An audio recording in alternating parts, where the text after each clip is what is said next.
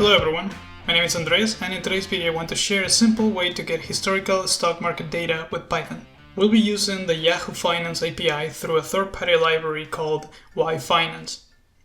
And if you find this kind of content interesting, don't forget to subscribe. I have a goal of reaching 1,000 subscribers within this year, and I would really appreciate your help. And also like and comment on the video with any questions. Alright, let's get started.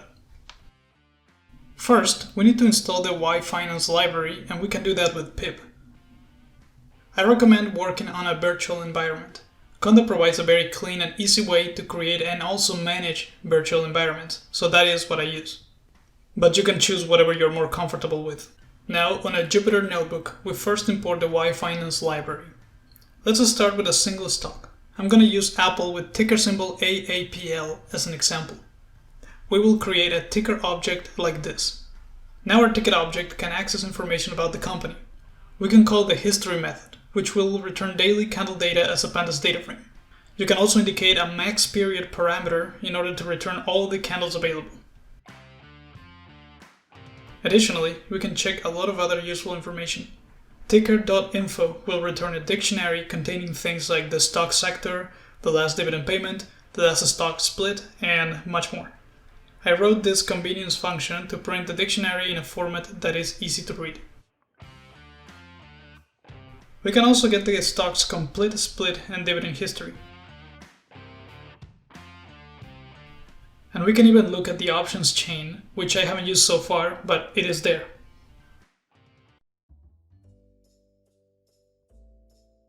Now I will show how to deal with multiple tickers.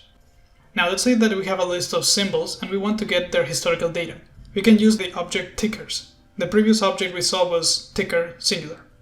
Tickers basically acts as a container of ticker objects, like the Apple one we saw above, and we can access the individual tickers with the tickers attribute.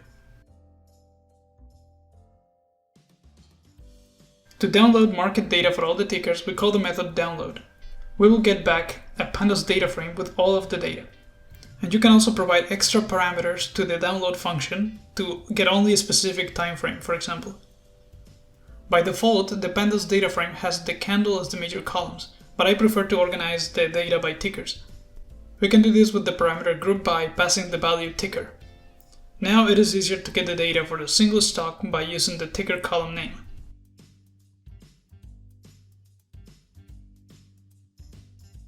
In case you only want to download historical data and don't care for all the other info that the ticker objects provide, you can take a shortcut with the method download directly from the yfinance library. And you pass it your list of symbols. Remember to use the group by parameter to change the default data frame if that's something you want to do. In this example, I'm first gathering a list of all the symbols in the S&P 500 from Wikipedia.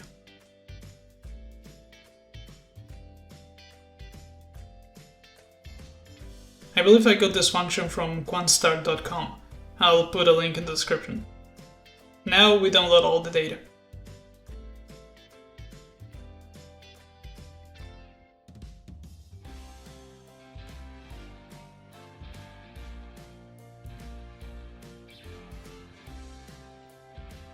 And we can quickly plot the result directly from the pandas data frame.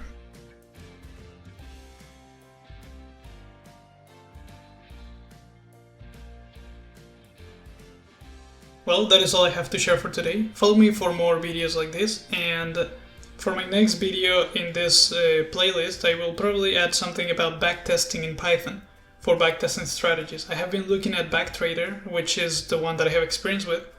It's a framework for backtesting trading strategies, and I would like to adapt it to also work with Coinbase. If you have seen the previous Coinbase videos that I have made, I would like to combine those, but it's probably going to take a while because I have to read the code and create a data feed for Coinbase and add it to the framework. So that's something I will be doing, but for now I will focus only on backtesting in general with mainly the stock market, and when I'm ready to post a video with Coinbase, I will probably add an extra video. And if you have any suggestions for topics to cover, let me know. I'll be making videos in different topics such as data science, data visualization, and machine learning, and possibly also blockchain because it's one of my interests right now. So as always, subscribe, like, and hit the notification bell, and I'll see you in the next video.